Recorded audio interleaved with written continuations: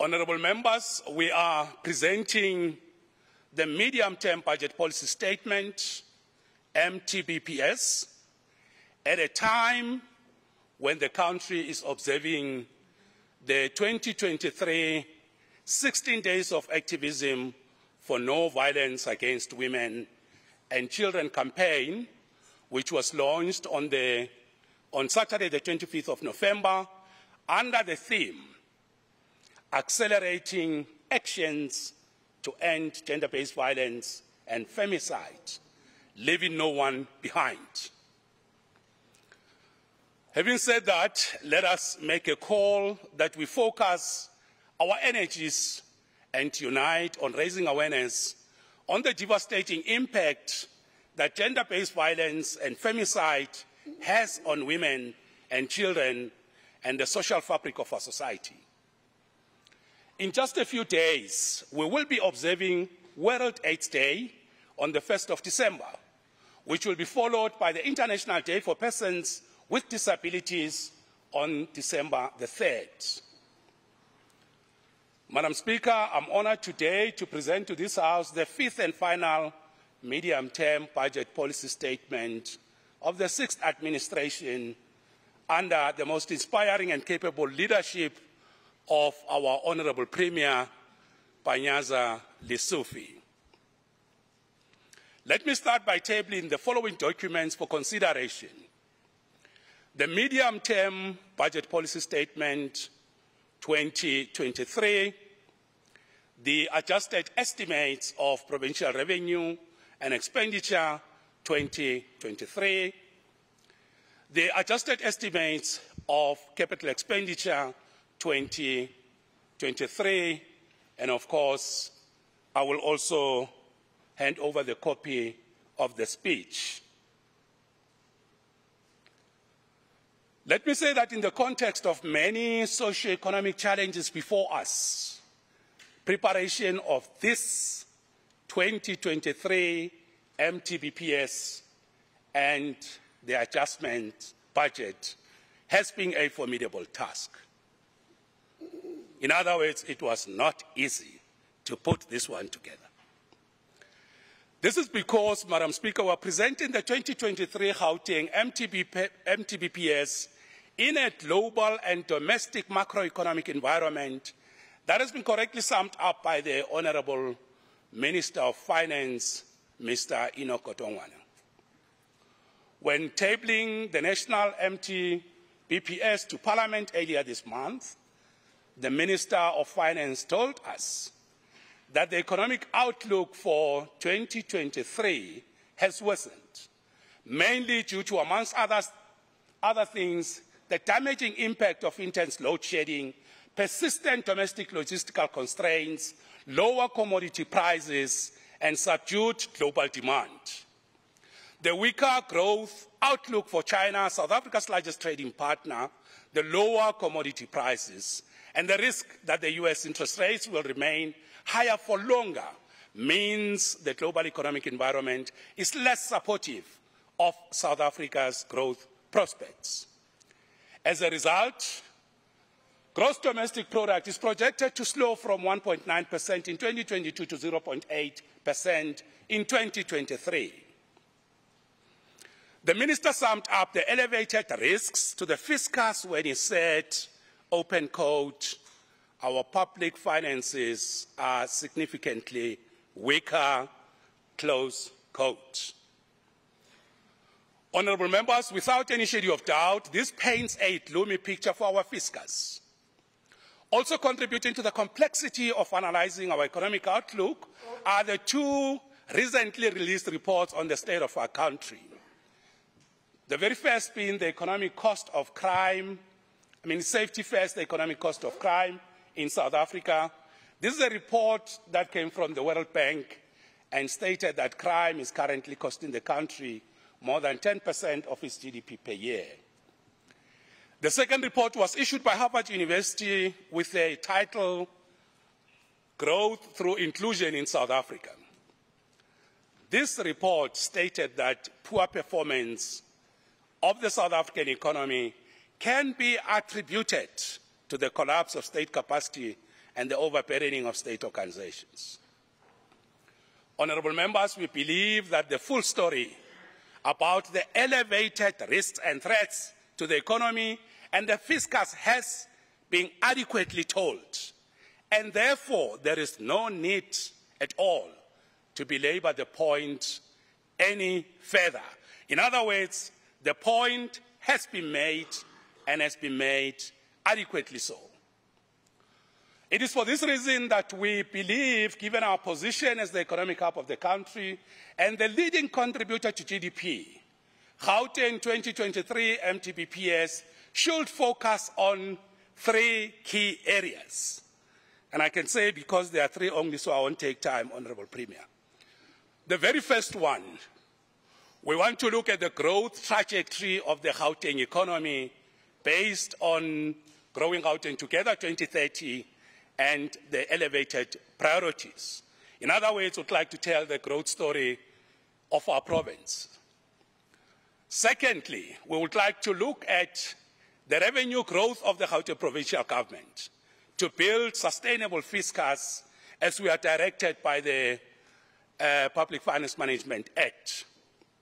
And very lastly, we will then share with you, honorable members, the actual figures, the rents and cents, of the adjustments to the current budget that we tabled in March this year.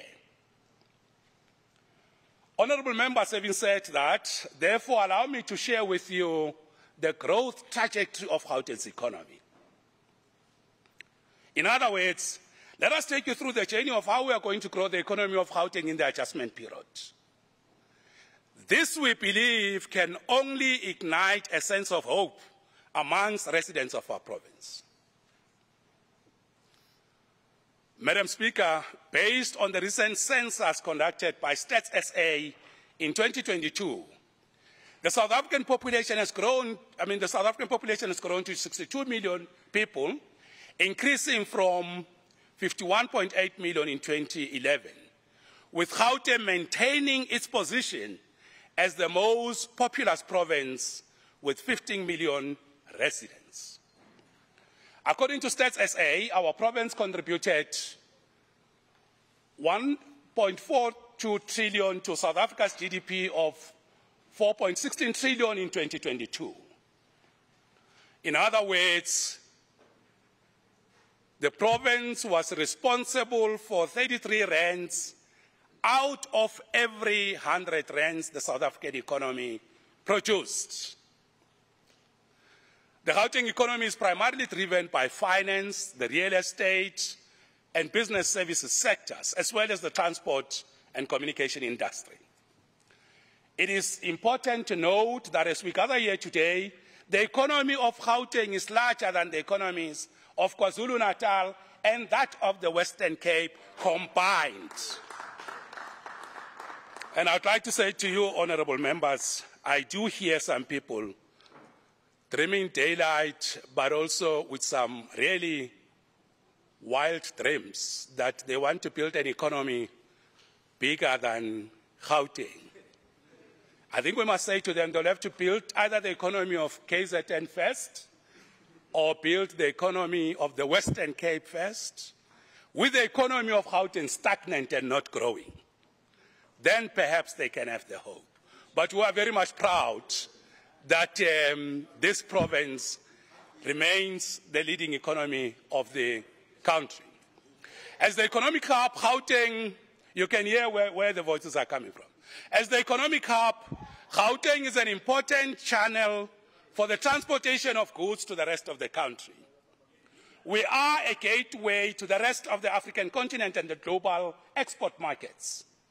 In the period between 1995 and 2022, this province accounted for the largest share of the country's exports. On average, Gauteng exports as a share of total South African exports was 61.1%.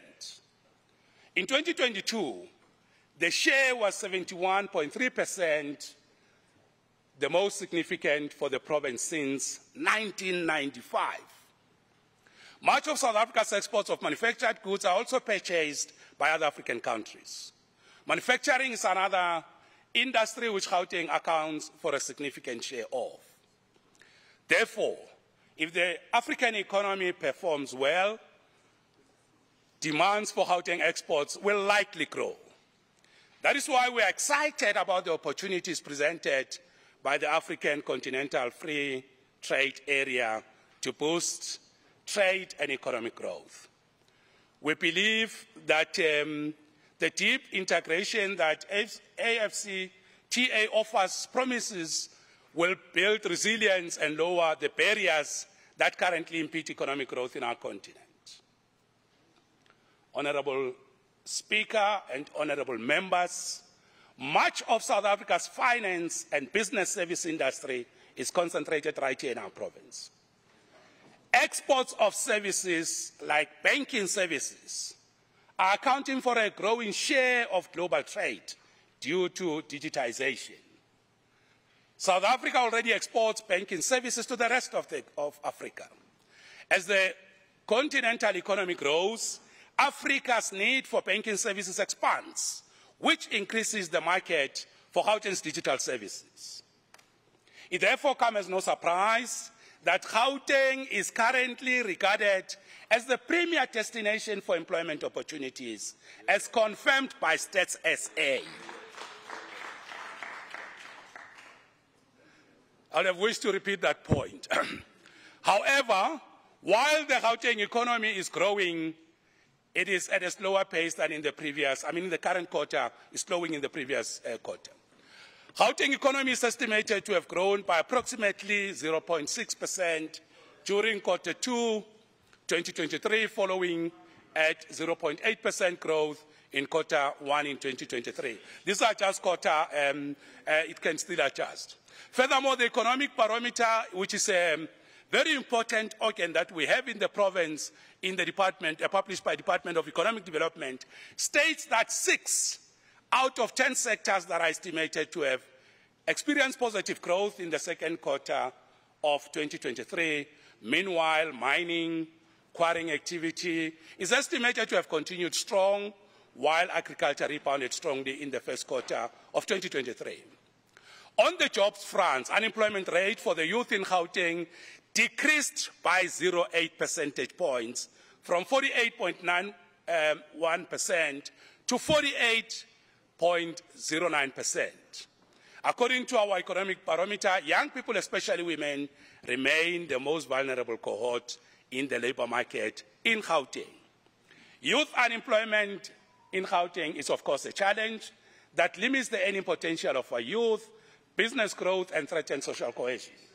Honourable members, while the unemployment rate is proving to be complex, I must say that I'm deeply delighted and very much pleased to announce that the most unprecedented, most decisive initiative of the Gauteng Provincial Government's job program, popularly known and of course also formally known as NASISPANI, is already making a huge impact in addressing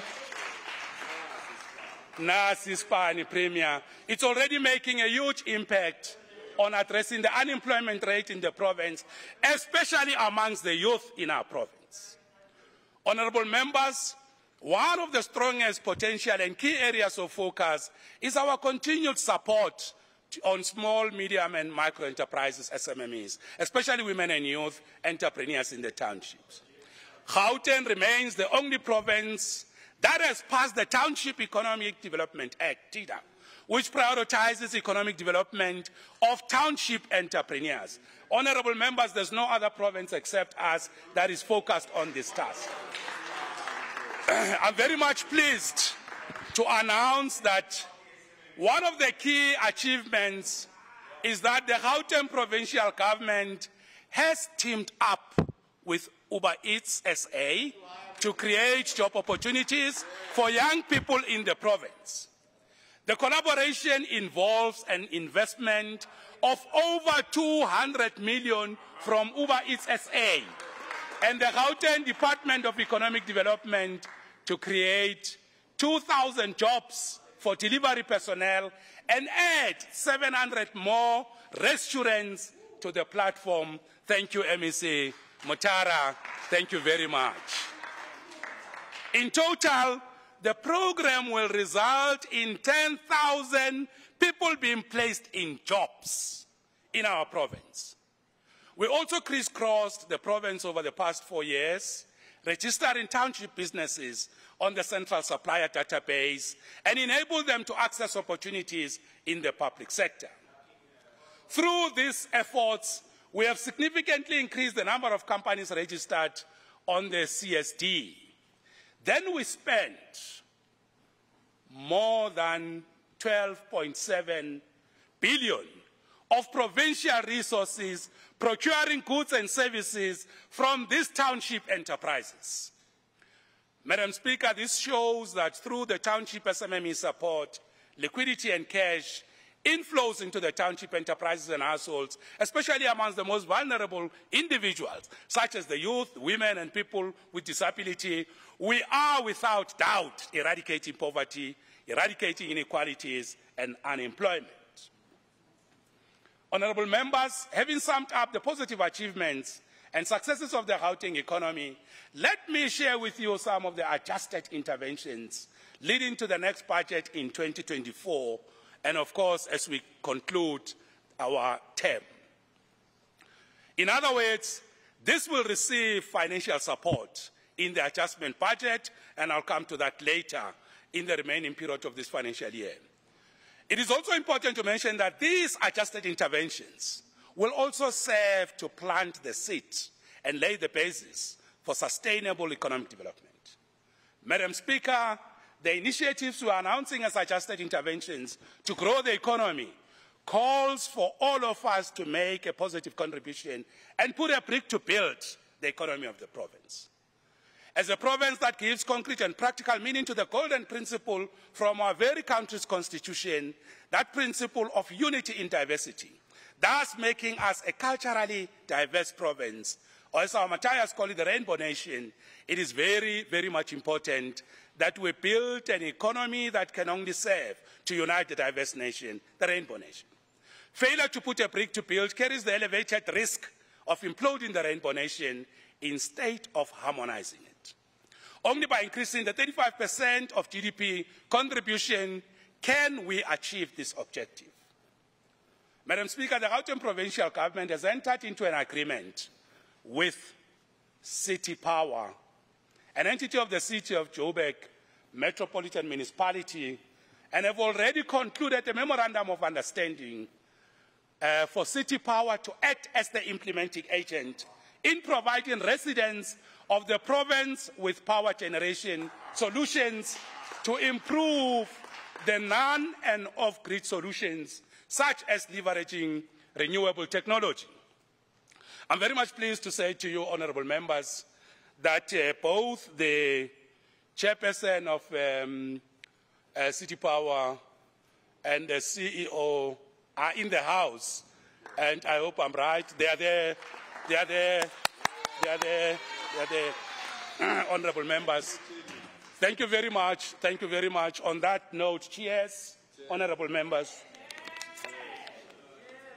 On the City Power note, cheers, Chair and CEO. Now, honourable members, as part of this MOU, we are also seeking to support infrastructure systems to ensure a stable supply of water, which is also dependent on and get affected by disruptions in power supply. Furthermore, as part of our effort to ensure that our support to energy and water infrastructure is implemented efficiently and effectively, we will be appointing a transaction advisor to assist us with technical skills to determine the feasibility, viability, and cost-effectiveness of City Power's proposed solutions. I just want to say to the Chair and CEO that we will be visiting you a day after tomorrow. We trust you, but we just need to do a bit of oversight on our part. And that's what it means. Just check a bit. But we trust you. Let me confirm that. Honourable members, once we have received this professional advice, and of course working with City Power, we can determine the next steps.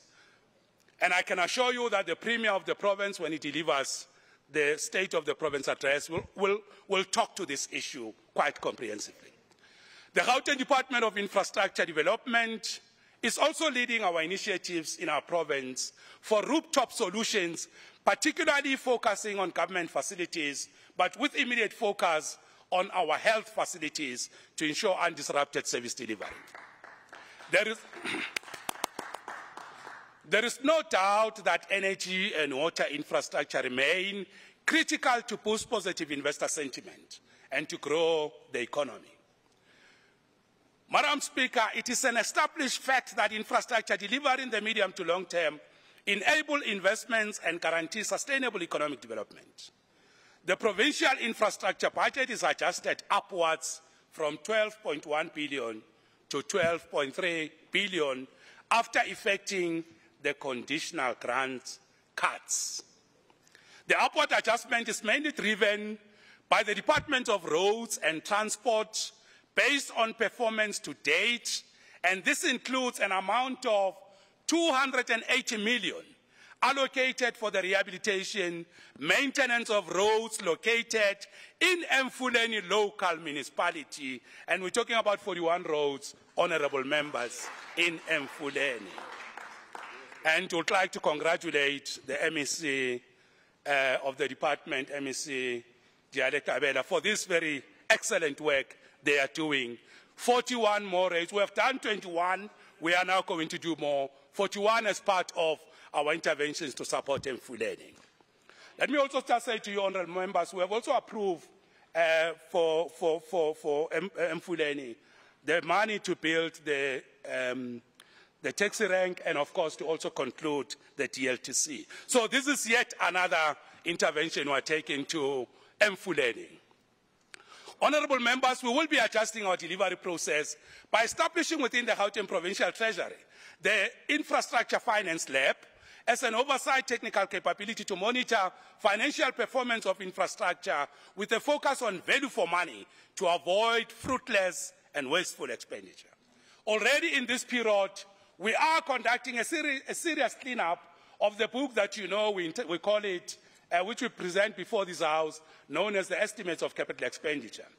This is to ensure that we do not put before this House projects that have no potential of being completed in time and within cost, including those projects that are perpetually brought before this House year after year without completion.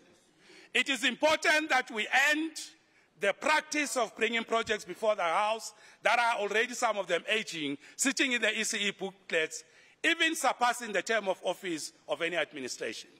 We are streamlining our enterprise development initiatives, including enhancing contract management capabilities, working with different partners. This is very important, honourable members.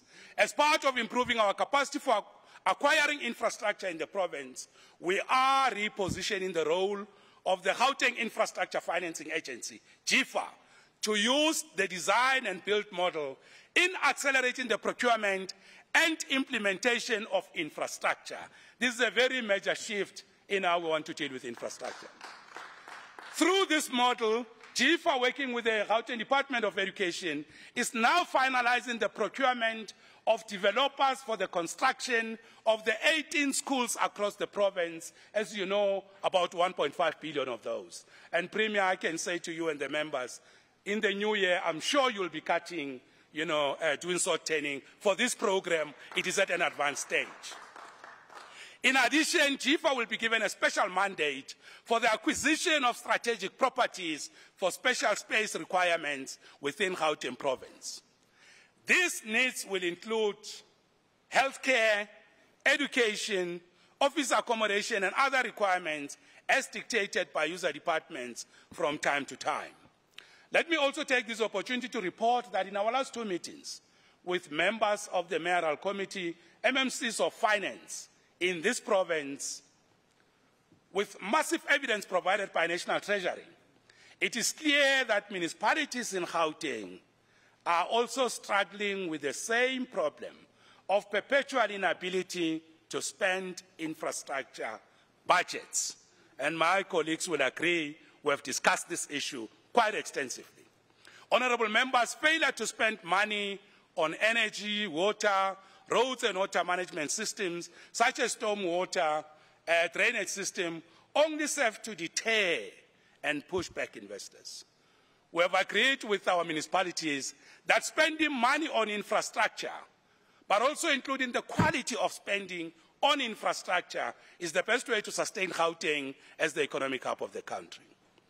Those municipalities not spending their infrastructure money are pulling down the rest of the province and are perpetuating the poor investment drive that is critical for job creation.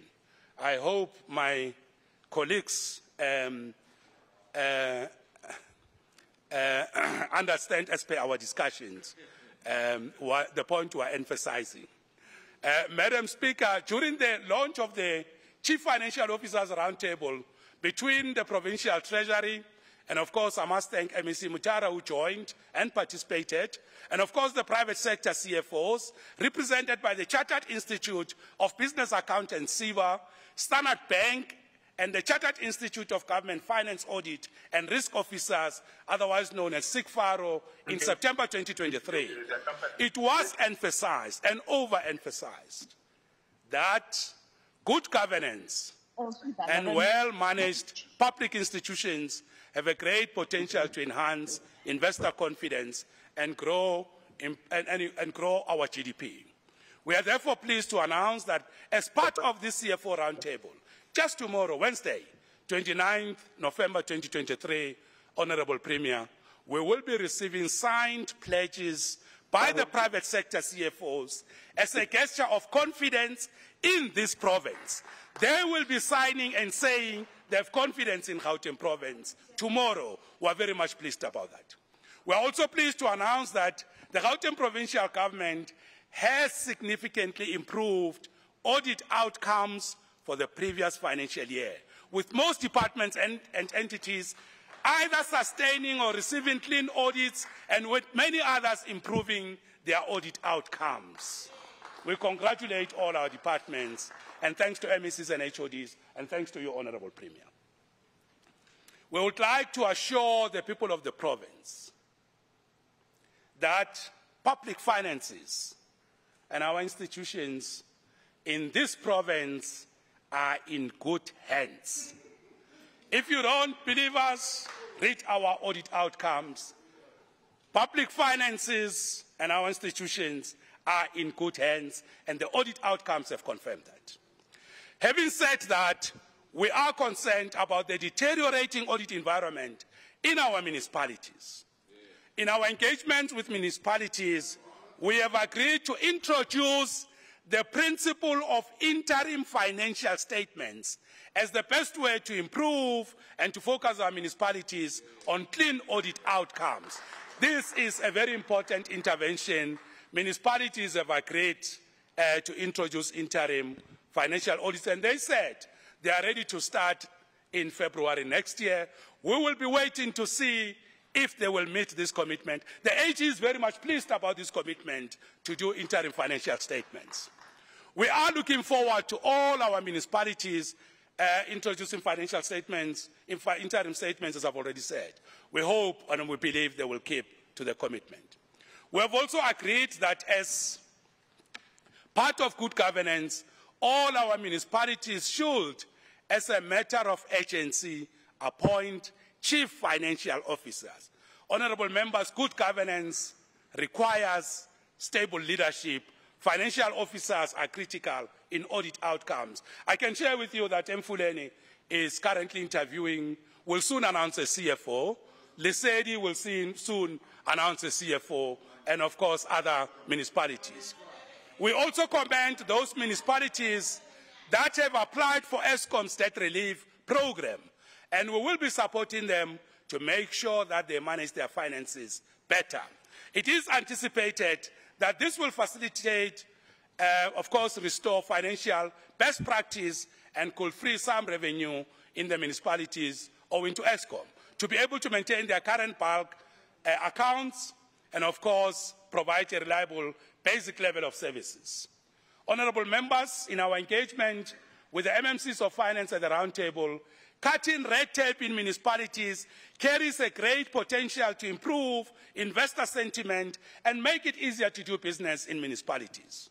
I'm pleased to announce that Gauteng Provincial Treasury commissioned a project to analyze the details of improving red tape in municipalities. We are interested in the details, such as the number of days it takes for certain municipal approvals to be made. That is turnaround times, either in days, weeks, or months it takes to conclude certain compliance with municipal laws affecting the investment space in our municipalities. Once Gauteng Provincial Treasury completes the baseline assessments on the ease of doing business in our municipalities, we will embark on a wider consultation with MMCs of finance, with COCTA in the province, and of course my colleague, MEC Mamabolo. We will then decide on a pilot program on how to cut red tape to enable investment in our municipalities. Without preempting the conversations on this matter, one of the best practices that could be introduced is that of a concierge of business support services in municipalities to promote the ease of doing business, including leveraging smart technologies in this regard. We believe this can only provide the comfort of ease of doing business for our investors. We strongly believe that promoting investment in municipalities is not only critical to growing the economy, but to build a sustainable revenue base for municipalities. Investments in real estates, manufacturing plants, automotive plants, residential properties, industrial parks, just to mention but a few, are critical for financial sustainability of municipalities. It is important that municipalities be deliberate in promoting positive investor sentiment. Anything that harms investor confidence must be discouraged at all costs. Now, honorable members, let me go to a very important part of this speech, which is about our revenue strategy. Now, given the increased constraint in the fiscus, and of course resulting from fiscal consolidation measures, means that it has become more important to seek alternative sources of funding to ensure that we maintain spending on key priorities and projects of the provincial government.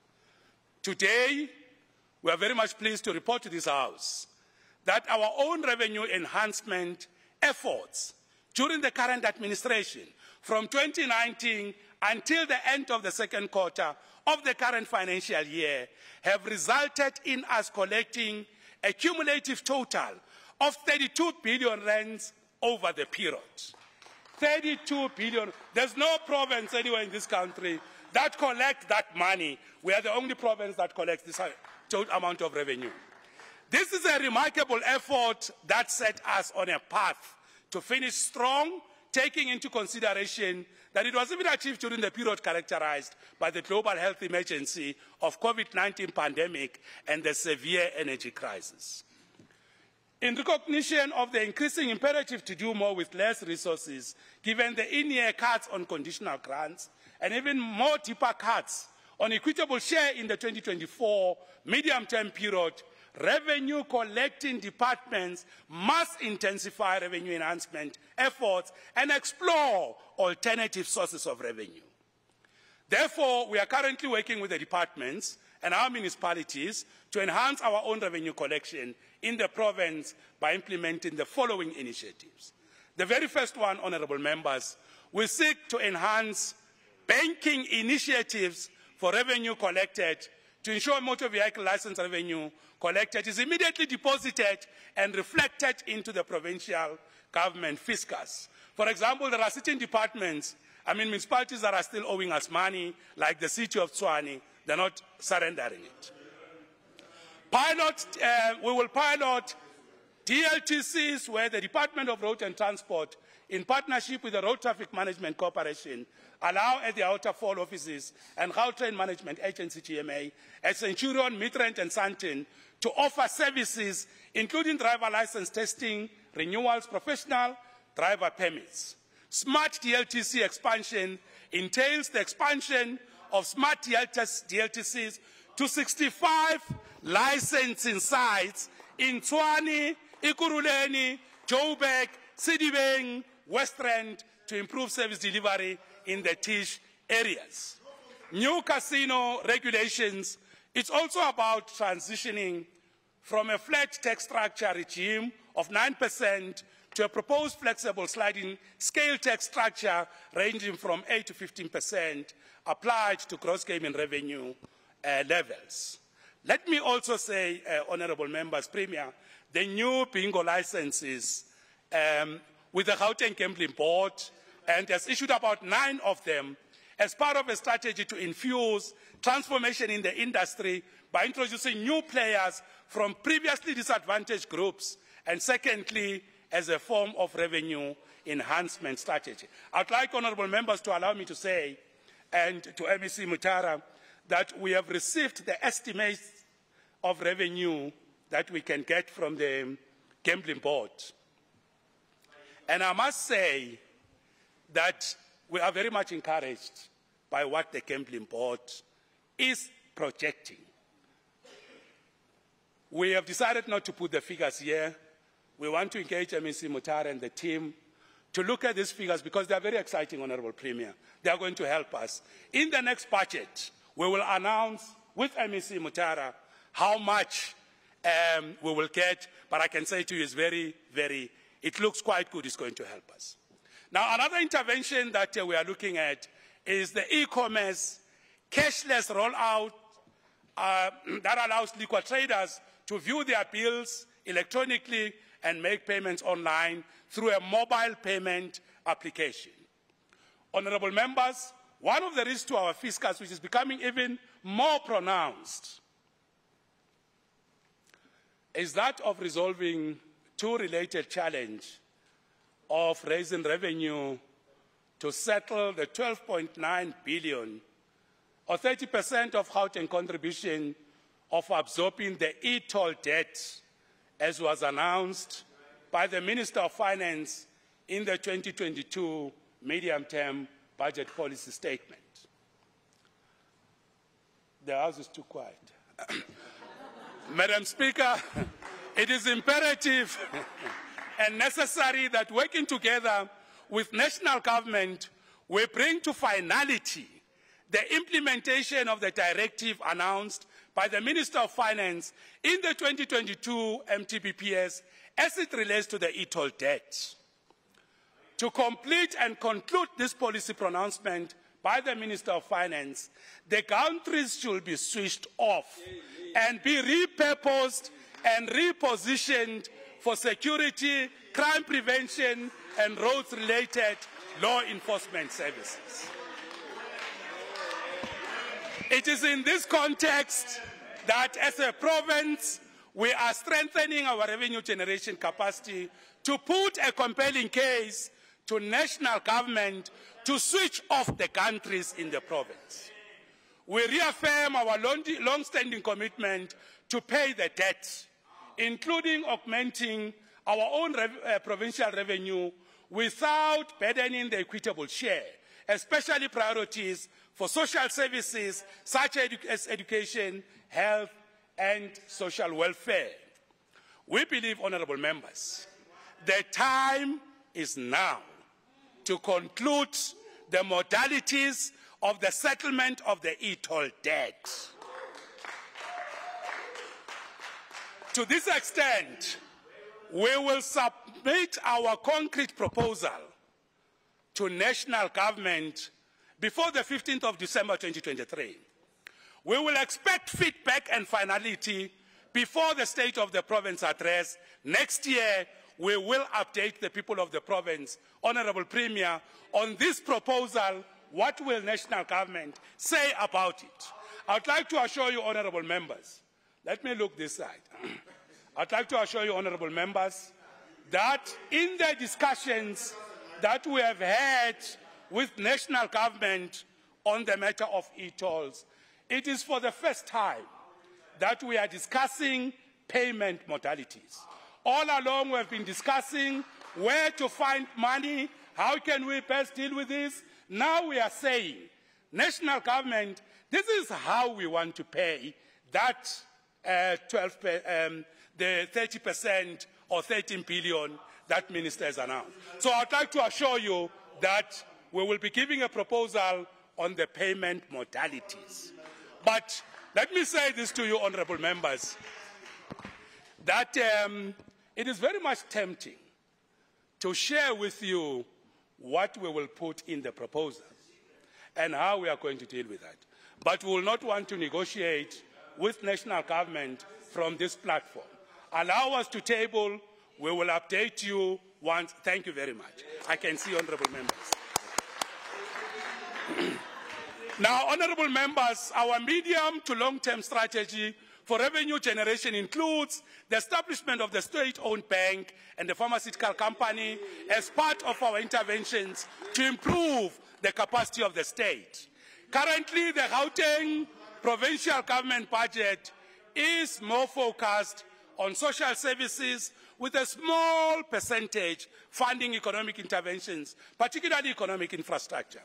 Given the fact that we are an economic hub of the country, we need more resources that are commensurate to the total value of Gauteng's economy.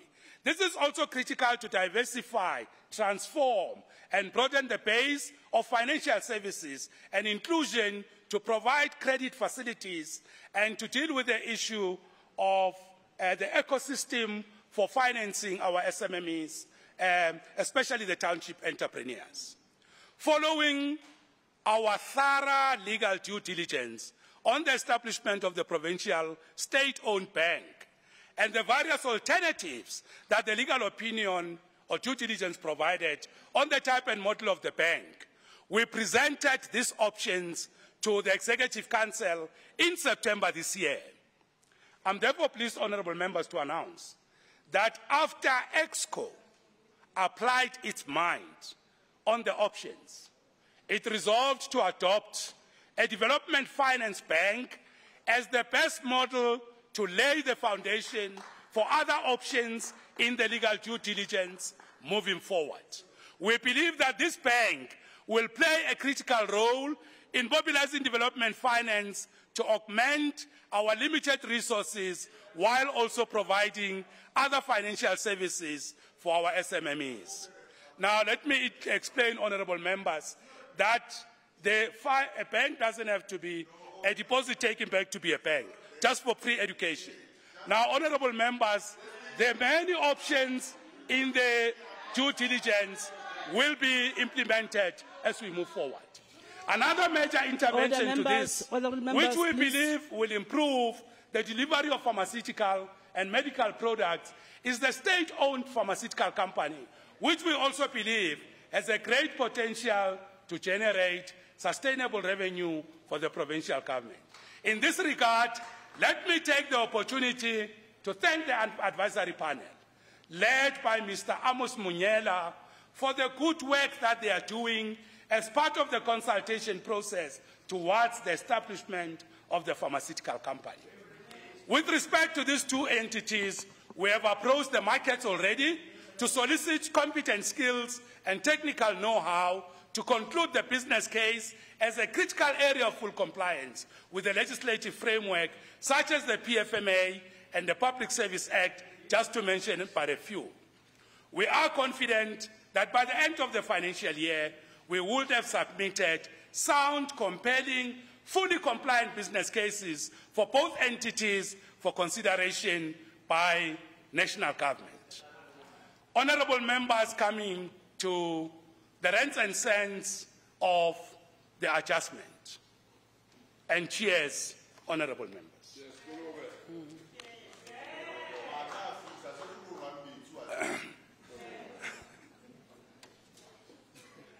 Honourable members, the adjustment budget allows for changes to the main appropriation, primarily in response to unforeseen and unavoidable circumstances. Together with the provincial equitable share and the conditional grant rollovers, plus targeted allocations towards expediting progress in accomplishing the 5 elevated priorities of the GGT 2030 as the 6th administration draws to a close. The 2023 main budget is today being adjusted by a net 4.5 billion, from increasing it from 158.9 billion to 163.5 billion. The net adjustment consists of allocations of the rollovers, national and provincial funding as follows. In other words, honourable members, the money we are adjusting this budget, 4.5 billion, we are sourcing it from what we're getting on the wage settlement from national, the conditional grants that have been reduced, as I've already spoken to that, but also the rollovers of both the equitable share and conditional grants, and of course, our own provincial funding. All that, and of course, the net effect of that is what we're adjusting this budget for. Honourable members, the adjustment budget is seldom about the introduction of new priorities. We are not presenting a new budget. We are simply adjusting the budget that we have already presented. It is primarily about providing for unforeseen and unavoidable expenditure, as well as formalization of commitments that were not penciled into the main appropriation, such as the energy projects, for which consideration has been given to those that will achieve effective, efficient, economical and transparent use of resources. In other words, value for money. Therefore, the following departments have made a case for unforeseen and unavoidable circumstances, and therefore receive additional resources as follows. The Office of the Premier, and honourable members, the Office of the Premier passed the criteria. We are adjusting the budget. It passed the Premier. The Office of the Premier, honourable members, is receiving a total amount of 86 million, and of which 79 million is for the life estimate claims, and 7 million is for a commission of inquiry that has been established. The 79 million for life estimate is to settle the claims for mental health care users as well as legal fees. The 7 million is for a commission of inquiry into the Usindiso building fire that resulted in 77 deaths and injury to many people in Marshalltown, Johannesburg, on the 31st August 2023, and may their soul rest in eternal peace. Another department, honourable members, that has passed the test is the Gauteng Department of Health. MEC, the department, is receiving an amount of 2.5 billion allocated to the department to respond to the cost of implementing the 2023 wage agreement for public servants. We must protect our frontline services, and that's why the MEC is receiving this amount of money.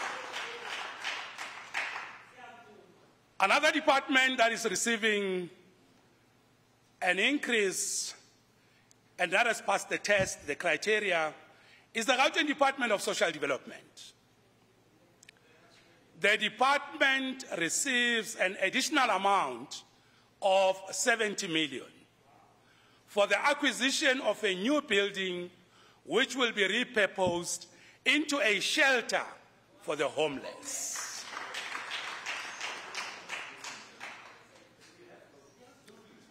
The Gauteng Department of Cooperative Governance and Traditional Affairs has passed the test. The department received an amount of 441 million earmarked for energy projects within the province, working with City Power within the context of the MOU that has been concluded between the province and the entity.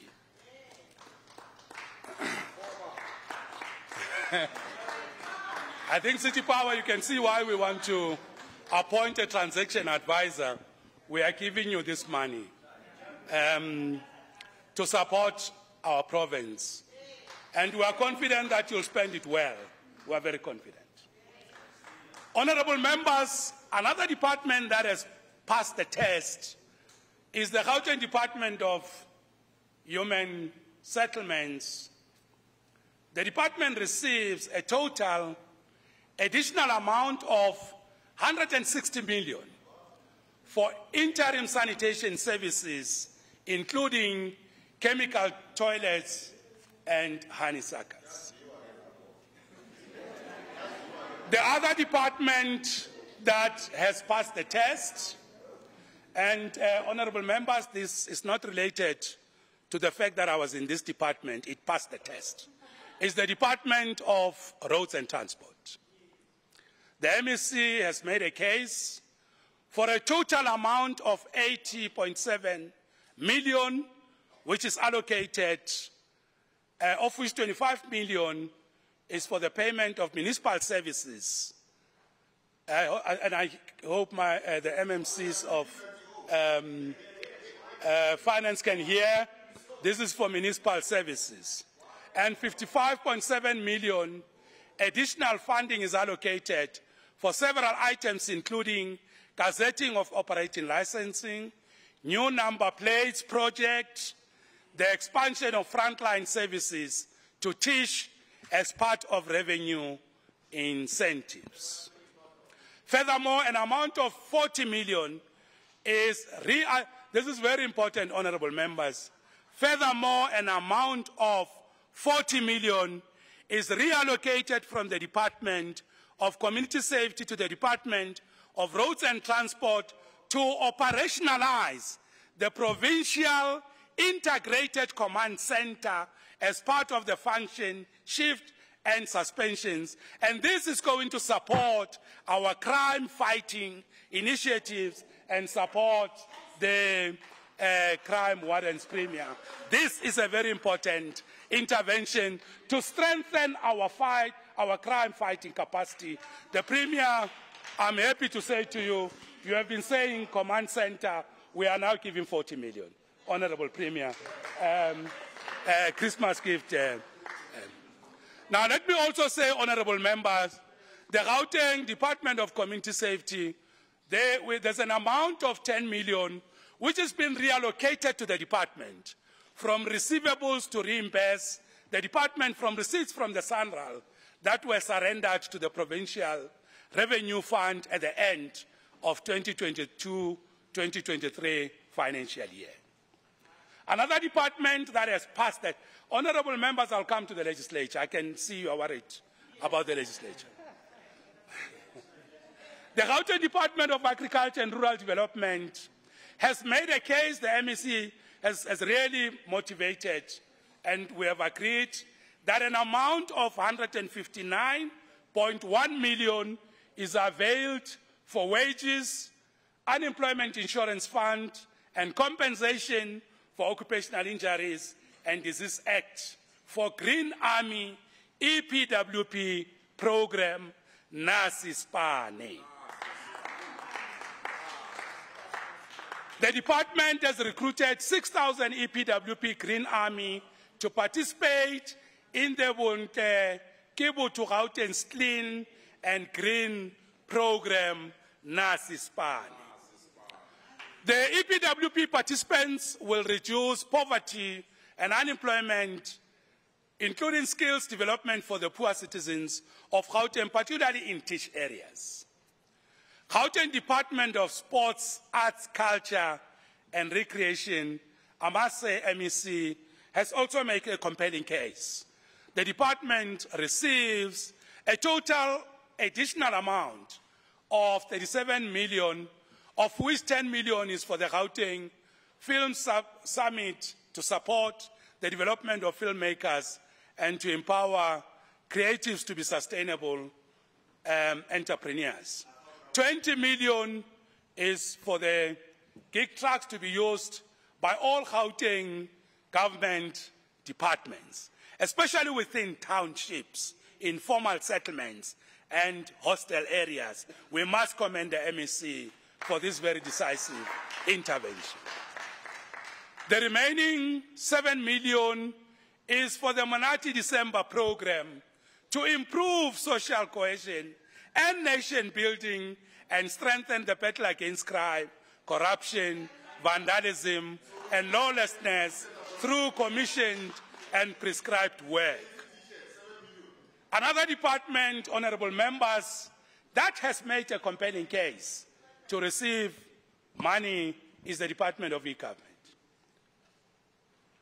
The MEC has made a compelling case, and the department will receive 10 million additional funding allocated to the implementation of the e-panic button project. We are now giving money to this initiative. It will also strengthen our crime-fighting capacity. So we are giving this, and I would like to congratulate the MEC, Mzee Kumar. Another department that is receiving an adjustment is the Gauteng Department of Infrastructure Development. The MEC has made a very compelling case to receive a total amount of 429 million, of which 100 million is for operational leases and 329 million is earmarked for alternative energy projects, as we have already announced. Honorable members, the legislature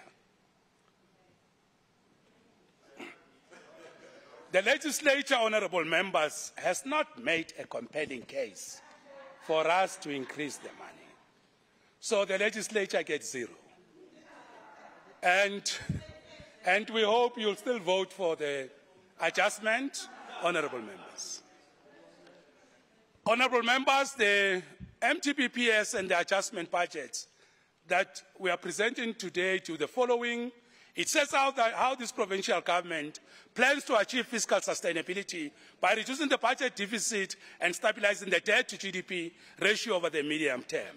It supports growth by maintaining a sustainable fiscal stance and providing on-budget allocations to infrastructure and pro-growth policy priorities. It emphasizes that reducing fiscal and economic risks will be complemented by rapid and decisive implementation of reforms, including urgently addressing challenge of load shedding, improving the efficiency of social and economic services, and the capability of the state.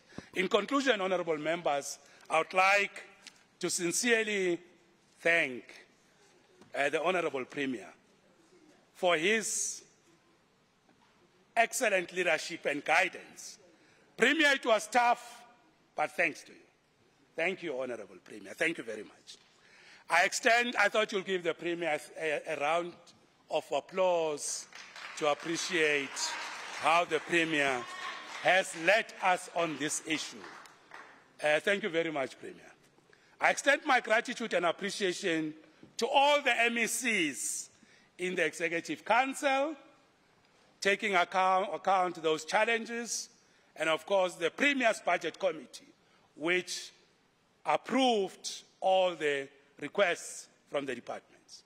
Your active participation and valuable inputs are always welcomed, as it ensures that we allocate budgets with the needs of our people in mind. Thank you to both the Finance Portfolio Committee, the Standing Committee on Public Accounts, and of course, let me take this opportunity to thank them, both Honorable Malema, Honorable Kanyile, for their insights and oversight on budget and financial management matters. Let me thank the HOD, Ms. Nyani, and of course the CEO, Mr. Siabi, and of course the team treasury, all our officials, all the DDGs.